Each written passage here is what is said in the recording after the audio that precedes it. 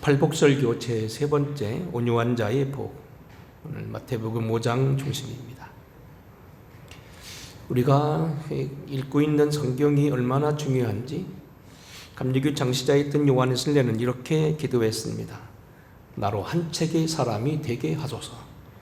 라틴어로 옴니부스 우브리라고 하는 유명한 명제입니다. 나로 한 책의 사람이 되게 하소서. 웨슬레는 많은 책을 쓰고 많은 책을 번역하고 많은 책을 다루먹고 많은 책을 읽었지만 그 모든 것보다도 자기는 한 책의 사람이 되게 해달라. 우리의 신앙과 실행의 모든 표본이 성경 말씀이 있다고 하는 아주 유명한 명제입니다. 근데 가끔가다 우리가 놀라운 건 뭐냐면 이렇게 귀한 성경 말씀인데 가끔 가다가 우리에게 혼돈을 주고 이해가 어려운 구절이 있습니다. 해석하기 아주 곤란한 그런 구절, 이걸 신학적으로 난해 구절이라고 합니다만 그 중에 하나가 뭐냐면 오늘 이 민수기 있는 12장에 있는 말씀입니다. 학자들이 공식적으로 그렇게 무슨 난해 구절을 하지 않지만 제게는 어렵습니다. 이런 내용입니다. 모세의 두 번째 결혼, 재혼에 대한 문제입니다. 모세가 갑자기 광야 생활 가운데서 중반을 넘어서는 가운데 갑자기 두 번째 결혼하는데 상대 배우자가 이방 여인이었습니다. 민수기 12장 1절입니다. 모세가 구스 여자를 취하였더니 그 구스 여자를 취하였으므로 미리암과 아론이 모세를 비방하니라. 아니, 민족의 지도자여 지금 큰 일을 하고 있는 이 어려운 판국에 모세가 광야 한복판에서 갑자기 재혼을 하게 되는데 그것은 자기의 민족 가운데 아닌 이방 여인인 구스라고 하는, 요즘에 구스 땅은 아프리카 동북부 에티오피아와 그리고 이 아라비아를 거쳐서 아시리아 반도까지 이르는 피부색의 검은 함족 계통입니다. 이방 여인과 바로 결혼하는 겁니다. 물론 전승에 의하면 이때 결혼은 모세가 갑자기 성경은 잘 안 나와 있습니다만 전승에 의하면 첫 번째 부인이었던 십보라가 갑자기 세상을 뜨게 되니까, 당시 모세가 나이가 근 100살이 가깝잖아요. 어쨌든 이러한 많은 나이 가운데 먼저 세상을 떠나게 되니까 재혼하게 되는데 하필이면 그것도 이방 여인인 구스 여자, 머리가 까무잡잡한 그런 여자를 세운 것은 무슨 이야기냐. 그래서 그의 누님이요 민족의 영웅이었던 미리암과 아론이 그를 비방합니다. 물론 학자들에 따라서는 이 모세의 결혼에 대해서 많은 사람들이 여러 가지 변명을 하기도 합니다. 성경에 보면은 이방 여인과 결혼을 금지한 것은 모든 민족을 금한 것이 아니고 그것은 가나안 7족속에 대한 이야기다. 예를 든다면 이런 얘기입니다. 신명기 7장입니다. 네 하나님 여호와께서 너를 인도하사 네가 가서 차지할 땅으로 들어가시고 네 앞에서 여러 민족 헷 족속과 기르가스 족속과 아모리 족속과 가나안 족속과 브리스 족속과 히위 족속과 여부수 족속, 곧 너보다 많고 힘이 센 7족속을 쫓아낼 때에 네 하나님 여호와께서 그들을 내게 섬겨 내게 치게 하리니 그때에 넌 그들을 진멸할 것이라. 그들과 어떤 언약도 하지 말 것이고 그들을 불쌍히 여기지 말 것이라. 또 출애굽기 34장에 보면 이렇게 말합니다. 너는 삶과 그 땅의 주인과 언약을 세우지 말지니 이는 그들이 모든 신을 음란하게 섬기며 그들의 신들에게 제물을 드리고 너를 청하여 네 제물을 먹을까 하노라. 또 내가 그들의 딸들을 네 아들들의 아내로 삼음으로 그들의 딸들이 그들의 신들을 음란하게 섬기며 내 아들에게 그들의 신들을 음란하게 섬기게 할까 함이니라. 학자들은 애써 말하기를 그들이 이방인을 고만 것은 7족속에 하나인 것이고 결국 그들에게 그들의 종교를 드리지 않게 한 것이지 모든 족속을 감한 건 아니다. 그리고 아까 말한 대로 여러 가지 변명을 해줍니다. 하지만 오늘 우리는 분명한 건 뭐냐면 그 이방인을 금한 건 7족속만 금했다는 말은 없습니다. 우리가 일반 상식을 보더라도 그것은 뭐냐면 뭔가 하나님 앞에 찜찜한 것입니다. 우리는 그 뒤로 만참 후회는 합니다만 바벨론 포로 이후에 에스라 시대입니다. 주후 448년에 이스라엘 당도하여 포로에서 돌아왔던 에스라의 글입니다. 에스라서 9장입니다. 이 일 후에 방백들이 내게 나와 이르되 이스라엘 백성과 제사장과 레위 사람들이 이 땅 백성들에서 떠나지 아니하고 가나안 사람들과 헷 족속과 브리스 사람과 여부스 사람들과 암몬 사람들과 모압 사람들과 애굽 사람들과 아모리 사람들을 가증한 일을 행하여 그들의 딸들을 맞이하여 아내와 며느리로 삼아 거룩한 자손이 그 지방 사람들과 서로 섞이게 하는데 방백과 고관들이 이지에 더욱 으뜸이 되었다 하는지라. 여기 보면 7 족속이 아닙니다. 분명 여기 보면 세계의 큰 제국이 있던 애굽도 들어가 있고요, 아몬과 여기 모압 자손도 들어가 있고요, 여러 가지 그 먼 일가 친척도 들어가 있습니다. 근데 그 다음 제일 중요합니다. 9장 3절입니다. 내가 이 일을 듣고 속옷과 겉옷을 찢고 머리털과 수염을 뜯으며 기가 막혀 앉으니. 13절입니다. 우리의 악한 행실과 큰 죄로 말미암아 이 모든 일을 당하여 싸우니 우리 하나님이 우리 죄악보다 형벌을 값없게 하시고 이만큼 백성을 주셨사오니 우리가 어찌 다시 주의 계명을 거역하고 이 가증한 백성과 통혼하리오까. 그리하시면 주께서 어찌 우리를 멸하시고 남아 피할 자가 없도록 진노하시지 아니하리이까. 이 일은 적은 일이 아니고 이 학사 에스라에게는 큰 일이었고 민족의 큰 죄로 말하고 있습니다. 그뿐만 아니고 15년 뒤에 다시 당도했던 느헤미야는 여기보다 더합니다. 느헤미야서 13장입니다. 그때 내가 또 본적 유다 사람이 아스돗과 암몬과 모압 여인을 아내로 삼았는데 그들의 자녀가 아스돗 방언을 절반쯤 하여도 쭉 내려갑니다. 내가 그들을 책망하고 저주하며 그들 중 몇 사람을 때리고 그들이 머리털을 뽑고 이르되 그랬습니다. 그리고 맨 마지막에 뭐라고 합니까? 너희가 이방 여인을 아내로 맞아 이 모든 큰 악을 행하여 우리 하나님께 범죄하는 것을 우리가 어찌 용납하겠느냐. 대제사장 엘리야십의 손자 여호야다의 아들 하나가 호론 사람 산발랏의 사위가 되었으므로 내가 쫓아내어 나를 떠나게 하였느니라. 애써 이 모세의 어떤 이런 그 이방 훈관을 변명해 주지만 성경 전반적인 것이나 사실 보면 7 족속과 제한했다는 말은 없고 이방인을 그만 거했습니다.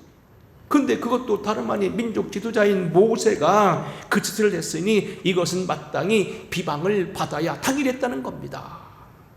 그래서 결국은 뭡니까? 모세를 결국 물에서 건져낸 거나 다름없는 미리암, 여걸이지요. 대단한 여걸입니다. 모세보다 한 7, 8살 우에서 아주 배짱이 두둑한 여자입니다. 그리고 그의 형이었던 3살 후에 아론이 비방합니다. 당연합니다. 근데 어려운 건요, 여기입니다. 하나님이 모세 편을 듭니다. 그래서 결국은 그의 마땅한 비방을 했던 미리암이지만 문둥병에 걸리게 되고 결국은 그 장면이 하나님이 모세를 전적으로 후원하는데 이게 어렵다는 거예요. 그래서 오늘 저는 가끔 성경을 읽어가면서 참 성경의 해석이 쉽지는 않구나 하는데 중요한 건 뭡니까? 여기 이 단어입니다. 그들이 이르되 여호와께서 모세에만 말하였느냐 우리와도 말씀하지 아니하셨느냐 하며 여호와께서 이 말씀을 들으셨더라. 이 사람 모세는 온유함이 지면의 모든 사람보다 승하더라. 모세가 얼마나 온유했냐면 세상 사람들이 따라오지 못했다는 겁니다. 물론 우리가 성경 해석할 때는 모세가 잘못을 제공했고 미리암과 아론의 비방은 당연한 것이고 하지만 하나님 편을 들었는데 어떤 이런 와중에서 모세는 거기에 대한 특별한 변명이나 거기에 대한 이야기하지 않고 오히려 나중에 보면 그 미리암을 위하여 기도하고 그들을 위해서 용서했다는 겁니다. 어쨌든 이러한 모든 전반적인 과정을 가리켜 뭐라고 하느냐? 모세의 온유함이 이 지면에 승하더라. 오늘 설교가 여러분 어렵게 시작했습니다만 한번 여러분 꼭 기억하시기 바랍니다. 온유함이라고 하는 겁니다. 주님 오늘 말하기를 3번째 복으로 말합니다. 온유한 자는 복이 있나니 그들이 땅을 기업으로 받을 것이다. 여기서 땅은 뭐 영적인 것만 말하지 않고 영원한 것을 말하는 기업이 우리가 말 그대로 땅을 얘기한다고 합니다. 유명한 나폴레옹이 세인트 헬레나의 섬에서 마지막 생애를 마치고 거기서 독사를 당하게 됐다고 보통 얘기하죠. 갑자기 죽었는데 그때 그가 한 이야기가 있습니다. 나사렛 목수여 그대가 승리했도다. 나는 그대를 그렇게 핍박하고 그대로 했지만 나는 여기서 이렇게 죽어가지만 당신은 오늘 모든 사람의 마음을 차지하고 있고 오늘 모든 사람의 마음에 당신 끌고 있다는 유명한 얘기를 했습니다. 온유한 자가 이겼고 온유한 자가 이겼다는 겁니다. 선한 목자 되신 예수가 땅을 차지하고 사랑을 차지하고 있고 모든 사람의 마음을 빼앗고 있다는 얘기입니다. 온유한 자가 복이 있나니 그들이 땅을 기업으로 받는다는 말씀, 오늘 구체적으로 그러면 여기 말하고 있는 온유함은 도대체 무엇이며 그들이 받을 복이 땅이라고 하는 건 무엇인가 몇 가지로 보겠습니다. 첫째로 여기 우리는 이 온유한 자는 복을 받는다는 말에서 온유하다는 건 뭐냐면 성경 전반으로 보면 조롱과 비방에 인내하는 것을 말합니다. 명백한 허물이 있지 아니하고도 물론 모세에게는 명백한 허물이라고 얘기합니다만 어쨌든 뭐 학자들 많이 변명해주고 오히려 미리암과 모세가 아론이 모세의 전권에 대해서 시기해서 그렇다고 합니다만 사실은 그것은 제가 볼 땐 그렇지 않고 어쨌든 어려운 숙제입니다만 모세와 같은 온유한 건데 그 이상으로 명백한 허물로 인하지 않고 억울함을 당해도 그 조롱을 받아내는 걸 그것을 온유함으로 표현한다는 겁니다. 오늘 여기 보면 그래서 이 온유하다는 말은 히브리 말로 프리미스, 이건 헬라어로 프리미스란 말인데 이 말은 무슨 냐 부드러운, 유순한, 온유한 자, 친절한 이런 뜻입니다. 억울한 일을 당하고 고통스러운 일을 당하고 힘든 일을 당하고 복잡한 일을 당해도 부드럽다는 얘기입니다. 저 사람은 나에게 아무리 악하게 해도 나는 그에게 선하게 친절한다는 얘기입니다. 상대방이 내게 욕하고 덤비고 나를 모함해도 나는 하나님의 말씀을 드러내며 끝까지 믿음을 잃지 않고 평정을 잃지 않는다는 겁니다. 그걸 가리켜서 온유하다는 얘기입니다. 여러분이 역시 우리 성경 해석이 어렵기 때문에 예화로 하겠습니다. 오늘 우리는 이러한 온유한 자, 조롱을 받고 시비를 받으면서도 끝까지 믿음의 도를 지키고 온유한 사람들은 예를 든다면 가장 첫 번째 예가 믿음의 사람 아브라함입니다. 아브라함의 온유함은 창세기 13장에 보게 되면 그의 조카 롯과의 관계에서 나타납니다. 함께 길을 나서 먼 길을 왔던 이 아브라함과 롯이 점점 사람이 많아지게 되니까 그들이 더 이상 있지 못해서 아브라함의 목자와 롯의 목자가 다투게 되므로 헤어지게 됩니다. 그때 그는 이렇게 말합니다. 네가 우하면 내가 좋아하고 네가 좋아하면 내가 우하리라. 그리고 그에게 모든 걸 양보하고 그에게 먼저 우선권을 줬다는 겁니다. 아브라함이 롯에게 이르되 우리는 한 혈육이라 너나 나나 내 목자나 서로 다투게 하지 말자. 네 앞에 온 땅에 있지 아니하냐. 나를 떠나라.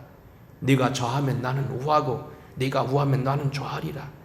이 롯이 눈을 들어 요단을 바라본즉 소알까지 온 땅에 물이 넉넉하니 여호와께서 소돔과 고모라를 멸하시기 전이었던 고로 여호와의 동산 같고 애굽의 땅과 같았더라.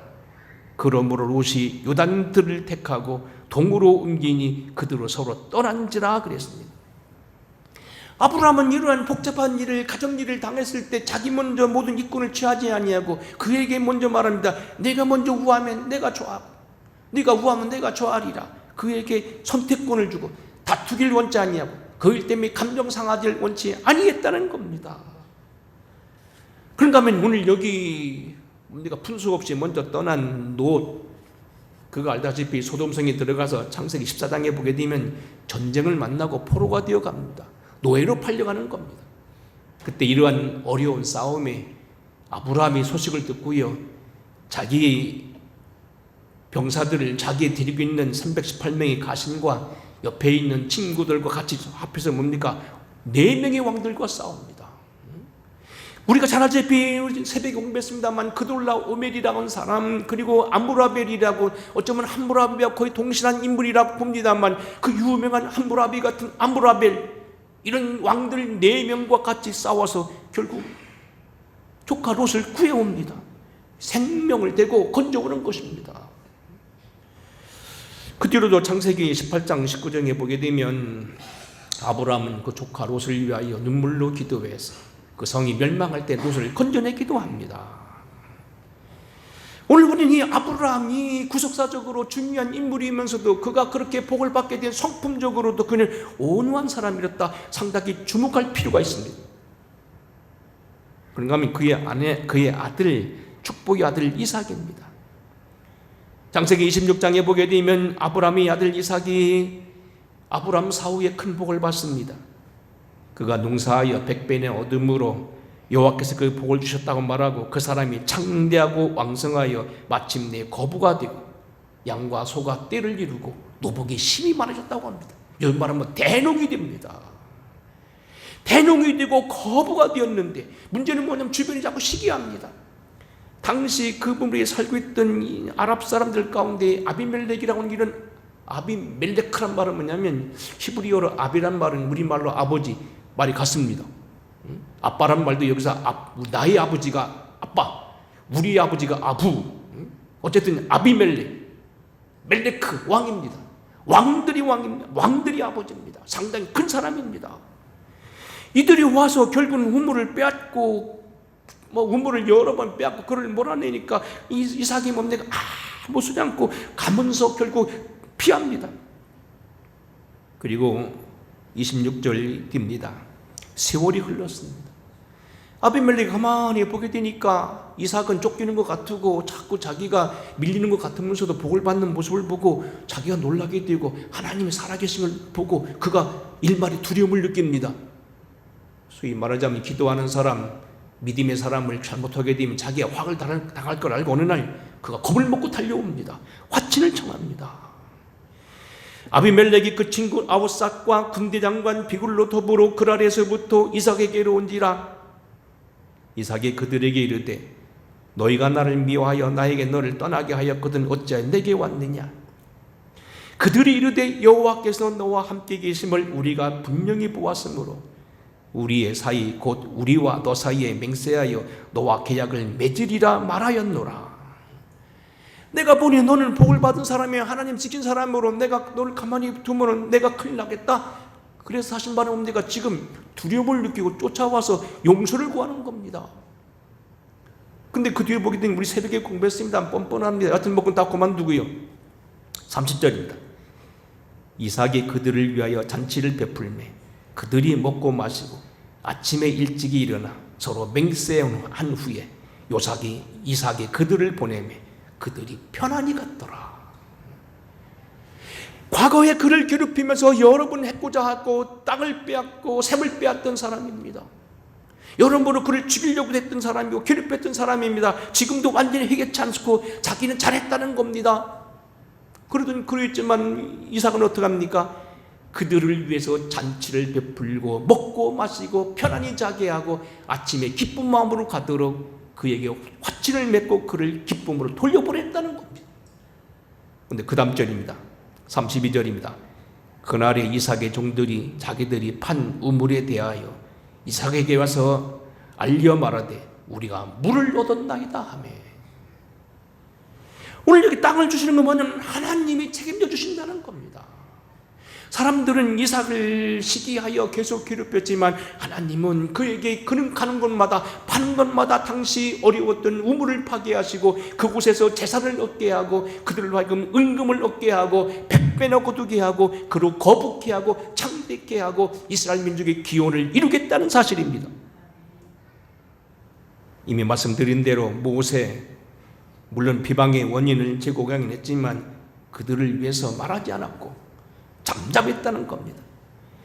사도 바울도 여러분 알다시피 고린도전서 4장 8절에 보게 되면 그가 세웠던 교회 고린도 교인들이 아마 조금 지난 다음에 오해를 합니다. 그리고 모세 여러 가지 막 바울을 비난은 하지 않았지만 바울을 평가하며 좀 속상하게 합니다. 그때 나온 본문이 고린도서 4장입니다. 4장 9절이 그렇게 말합니다. 내가 생각컨대 하나님이 사도인 우리를 죽이기로 작정한 자 같이 말미에 두셨으니 우리는 세계 곧 천사들과 사람에게 구경거리가 되었도다. 우리는 그리스도 연고로 미련하되 너희는 그리스도 안에서 지혜롭고 우리는 약하되 너희는 강하고 너희는 존귀하되 우리는 비천하여 바로 이 시간까지 우리가 줄이고 목마르며 헐벗고 매맞으며 정처가 없고 또 수고하여 친히 손으로 일을 하며 후욕을 당한 즉 축복하고 핍박을 당한 즉 참고 비방을 당한 즉 권면하니 너희가 이미 배부르며 이미 부유하며 우리 없이 왕노릇했도다. 하지만 어떻게 합니까? 내가 너희를 위하여 1만 스승은 이때 아비가 되리라 하며 그들을 저주하지 아니하고 그들 끝까지 권면했다는 사실입니다. 우리 오늘도 이 온유라는 말이 오늘 본문 말씀대로 아브라함이나 이런 모세 그리고 오늘 여기 이삭 그리고 바울을 통하여 느끼는 거냐면 변명하지 아니하고 참고 인내했다는 것. 두 번째는 중요한 건 뭡니까? 악으로 갚지 아니하고 심판을 하나님께 맡기는 것입니다. 억울한 일을 당하고 변명하지 않는 것도 중요하지만 정작 자기에게 그 사람에게 안 갚아갈 수 있는 기회를 받았다고 할 때 그에게 다시 갚아오지 않았다는 겁니다. 억울함 당한 손에 많은 모멸감 속에서 그에게 해코자 하지 않았다는 겁니다. 가장 대표적인 사례가 다윗입니다. 우리는 사무엘상 24장에 보게 되면 다윗이 사울을 죽일 수 있는 기회가 있었고 또다시 26장에 보면 그를 죽일 수 있는 절호의 찬스가 있었습니다. 그를 데리고 있었던 아비새라고 하는 장군은 말하기를 왕이시여 이번 기회를 놓치면 다시 기회가 없습니다. 제게 말씀만 하소서. 한 번 창이면 끝납니다. 지금 뭡니까? 배탈이 나서 동굴로 엉금엉금 들어오는 사람 바로 앞에 무릎을 꿇고 있습니다. 다윗은 골리앗도 목을 친 사람입니다. 한 방에 죽일 수 있습니다. 하지만 그의 옷자락을 베었어도 눈앞에 왔어도 죽이지 않고 돌려보냅니다. 그리고 이미 깊은 잠에 빠져있어 하나님이 잠을 재웠던 사울왕을요 창으로 찔려 죽일 수 있고 주변에 장군들이 많이 있었지만 용서하고 돌려보냅니다. 그리고 물병과 다른 것만 가지고 나옵니다. 하나님은 오늘 우리에게 이 다윗을 왜 축복하셨는가를 잘 들으시면요 그가 왜 예수를 조상이 되었는가? 원수를 갚지 아니하고 믿음으로 해결했다는 사실입니다. 우리는 이러한 다윗의 생애를 오념을 많이 보고 우리는 다윗이 그렇게 많은 잘못 밧세바를 범하고 정말로 살인교사를 하면서 정말로 충신을 죽였던 그런 사람이 불구하고 왜 하나님이 그의 계보에 다윗을 보냈는가 하는 것을 잘 보셔야 됩니다.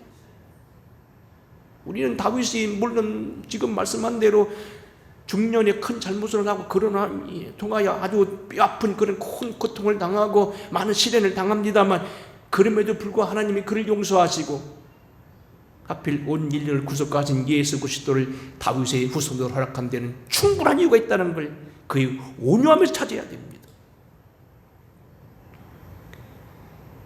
사무엘상 16장 5절입니다. 다윗이 잘못을 하고 결국 압살롬의 난을 당해서 쫓겨가는 장면이 나옵니다. 그때의 모습을 한번 제가 읽어보겠습니다. 다윗이 감람산 길로 올라갈 때 그의 머리를 가리우고 맨발로 울며 가며 그와 함께 가는 모든 백성들도 각각 자기의 머리를 가르고 울며 올라가니라. 다름 아닌 아들에게 쫓겨서 처절하게 피난을 가고 있는 이 다윗의 모습, 맨발을 벗고 머리를 가리고 울면서 가고 우리만 비를 맞아 갑니다. 그때 갑자기 어떤 일이 생깁니까? 사울왕의 계보였던 베냐민 지파 시므이라는 사람이 그를 저주합니다. 다윗왕이 바울임의 이름에 거기에 사울집 족속 하나가 나오니 게라의 아들이여 이름은 시므이라.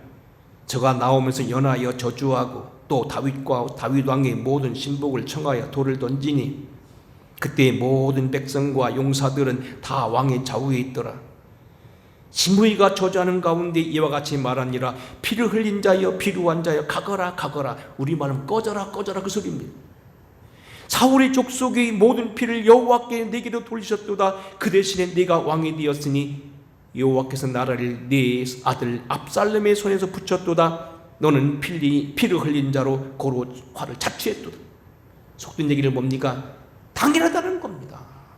내가 네 아들이 쫓겨 그렇게 당하는 것은 네가 그런 악을 자초했기 때문에 하나님이 네게 갚으셨다는 겁니다. 그리고 그를 욕하고 저주했습니다. 이때 이 말을 듣고 있던 역시 아빗의 발이 빠른 장군, 창을 잘 던지는 아주 용감한 장수입니다.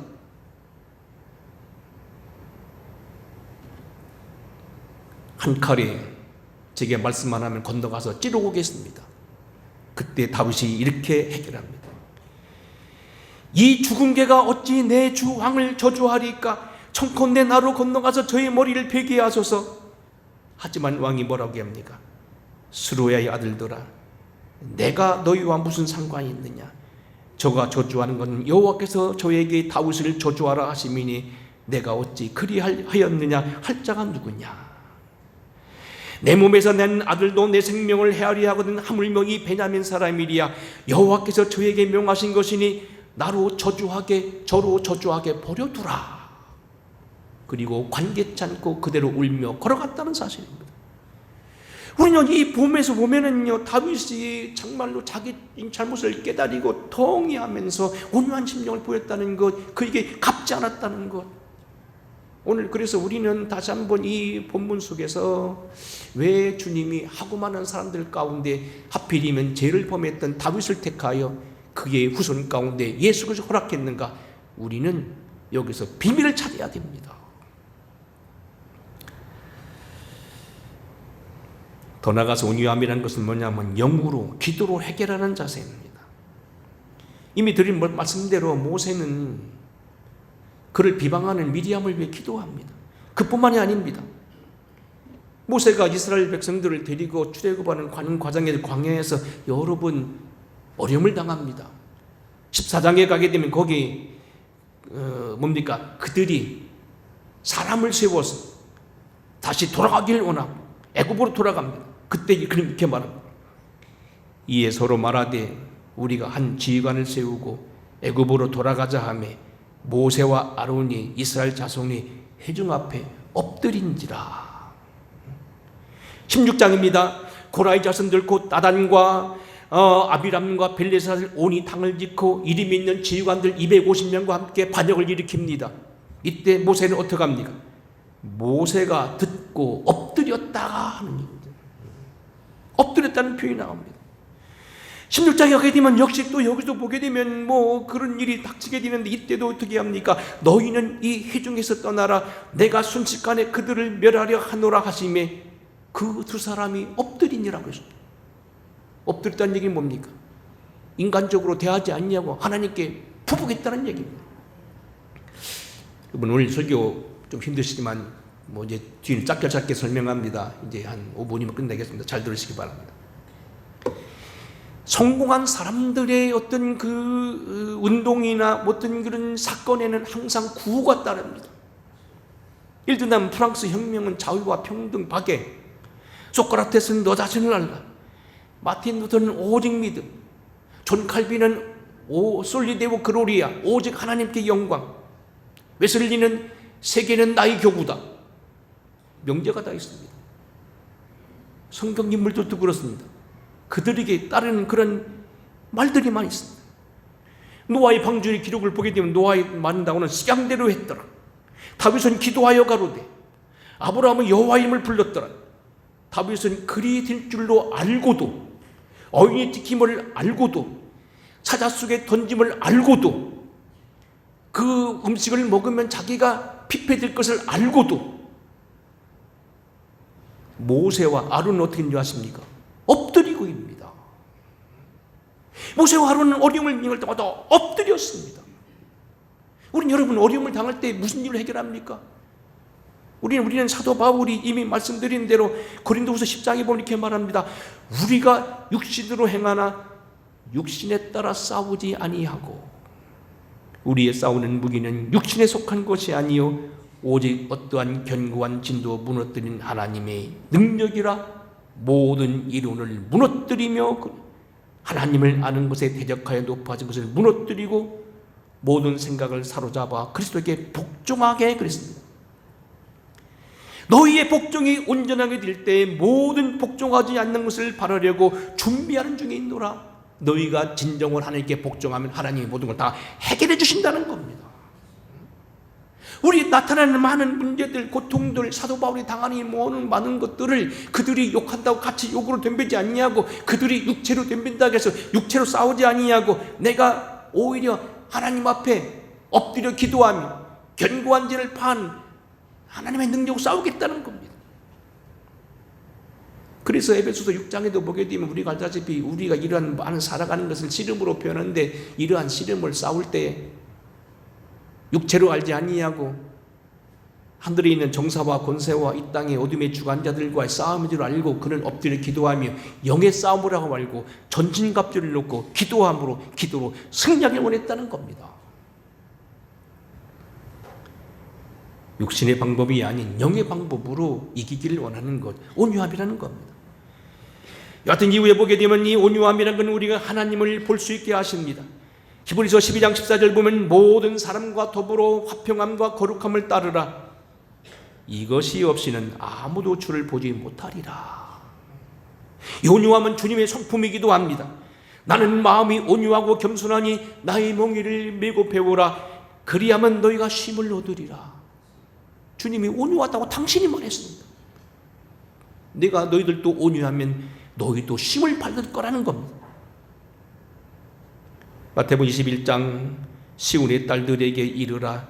내 왕이 내게 임하나니 그는 겸손하여 곧 나귀의 짐승의 새끼를 탔도다. 주님을 많이 닮았다고 하는 사도 요한은 사실은 굉장히 우리 말은 뭡니까? 부잡스러운 사람이었습니다. 속된 욕으로 굉장히 억센 사람이었습니다. 마가복음 3장 17절입니다. 또 세베대의 아들 야고보와 야고보의 형제 요한이니 이 둘에게는 보아너게 곧 우리의 아들이라는 이름을 더하였으며, 벼락둥이였다는 겁니다. 사도 요한은 벼락둥이였다는 겁니다. 벼락둥이 뭔지 아십니까? 어려서부터 막 집안에가 막 일해서 깨치고 뭐 그 억쓰고 가서 싸우고 코피 터지고 맨날 그런 사건 치는 사람 벼락둥이, 성격이 대단했던 사람이라는 겁니다. 근데 그가 나중에 어떻게 합니까? 사랑의 사도가 됐다는 건 유명한 얘기입니다. 전설에 의하면 사도 요한은 맨 마지막에 다른 사도를 다 순교하고 오래오래 남아서 요한복음을 쓰고 요한계시를 썼는데, 그때 전설에 의하면 에베소 교회에서 사도들은 백세가 너무 힘이 지치니까 요한사도를 앉은 채 끌어다 놓으면 요한사도가 살짝 한마디, 성도들이여 서로 사랑하시오, 그 밖에 말을 못하면 사람들은 눈물바다가 됐다는 겁니다. 서로 사랑하시오. 요한 1서 사랑은 하나님은 사랑이시니 사랑한 자는 여호와께 속하였으니 사랑의 사도가 됐다는 얘기입니다. 벼락둥이였던 요한 사도가 나중에 사랑의 사도가 됐다는 거고요. 칼을 들고 싸우려 했던 성 프란시스가 나중에 알다시피 늑대와 새들 앞에 설교했고요. 이태리 성지에 가보니 아시시에 보게 되니까 동상을 만들어 놨는데 매미를 가지고 이야기하는 장면이 동상이 있었어요. 매미하기도 얘기했는 온유한 사람이었습니다. 온유한 사람에게 어떠한 상급을 주십니까? 땅을 차지하게 하십니다. 시편 37편 그러나 온유한 자들은 땅을 차지하며 풍성한 화평으로 즐거워할지어다. 주의 복을 받은 자들은 땅을 차지하고 주의 저주를 받은 자들은 끊어지리로다. 여호와를 바라고 그의 도를 지키라. 그리하면 내가 땅을 차지하고 하실 것이라. 시편 37편입니다. 온유한 자는 땅을 차지하며 풍부한 화평으로 즐기리라. 온유한 사람은 하나님이 구원하십니다. 주께서 하늘에서 판결을 선포하시며 땅에 두려워하며 잠잠하였나니 곧 하나님이 땅의 모든 온유한 자를 구원하시려고 판단하러 일어나신 때로다. 온유한 자는 심판 때 인도를 받습니다. 온유한 자를 공의로 지도하시며 온유한 자에게 그 도를 가르치시려다. 육체의 필요를 채워주신다고 했습니다. 시편 22편 26절 겸손한 자는 먹고 배부를 것이요 여호와를 찾는 자는 그를 찬송할 것이며 너희 마음은 영원히 살 것이다. 분노의 날에 숨김을 받는다고 말했습니다. 스바냐서 2장입니다. 여호와의 규례를 지키는 세상의 모든 겸손한 자들아, 겸손과 온유는 같은 말입니다. 너희는 여호와를 찾으며 공의와 겸손을 구하라. 그리하면 혹시 여호와의 분노의 날에 숨김을 얻으리라. 시편 147편 6절 하나님이 붙드십니다. 하나님께서 겸손한 자를 붙드시고 악인은 땅에 엎드러지는도다. 신앙의 재미, 하나님 앞에 기쁨을 더해갑니다. 시편 29편입니다. 겸손한 자가 여호와를 인하여 기쁨을 더하겠고 사람 중 빈핍한 자가 이스라엘 거룩한 자로 인하여 즐거워하리라. 이미 드린 말씀대로 나폴레옹은 무기를 잡고 세상을 정복하려 했으나 그런 세인트 헬렌의 섬에서 고도에서 독살을 당하지만 선한 목자 예수 그리스도는 내가 이끌리면 내 모든 사람 다 이끌겠노라. 당신은 십자가에 매달리고 나 매달렸지만 그 순간 그는 모든 사람들의 마음을 다 빼앗았다는 얘기입니다. 온유한 자는 복이 있나니 그들이 땅을 차지할 것이라. 오늘 온유한 자로서 서게 된 우리 여러분들에게 오늘도 믿음으로 살아가는 저와 여러분 되길 바랍니다.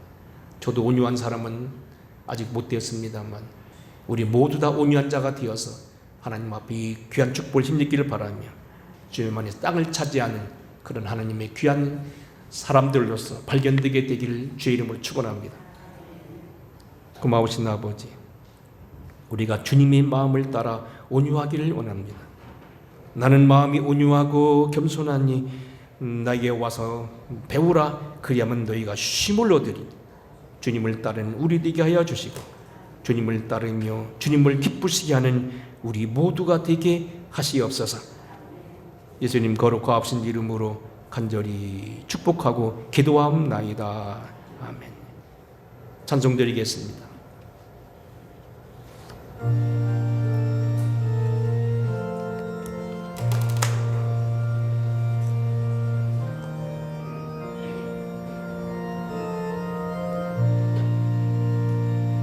주님의 마음을 본받는 자, 그 마음에 평강이 찾아오며 험악한 세상을 이길 힘이 하늘로부터 임함이로다. 주님의 마음 본받아 살면서 그 거룩하신 나도 이루리. 주 모습 내 눈에 안 보이며 그 음성 내 귀에 안 들려도 내 영혼 날마다 주를 만나 신령한 말씀을 배우도다. 주님의 마음 본받아 살면서 그 거룩하신 나도